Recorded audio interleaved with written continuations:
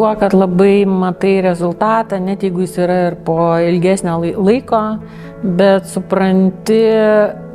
ir per rezultatą, kiek kultūros politika, kultūrinė diplomatija, kiek jinai lemia, kiek jinai sveria, kiek jinai turi įtakos ir koks tai yra galingas instrumentas bet kokios valstybės, o mūsų atveju Lietuvos įvaizdžio kūrimui, bet aišku taip pat ir Lietuvos kultūros atskleidimai. Šiuo metu aš dirbu Švedijoje, Danijoje ir Suomijoje ir kadangi geopolitinis kontekstas yra toksai, koks jis dabar yra, ypatingai istorinės atminties masyvas šiuo metu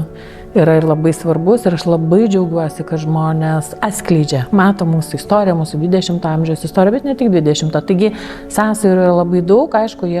mes jų ieškom ne tik tai istorinės atminties erdvėse ir kitose, bet labai svarbu pajausti dinamiką tos valstybės ir kita vertus, žinoma, ir visos geopolitinės situacijos kontekstus. Tada aš manau, tai yra sėkmės formulė.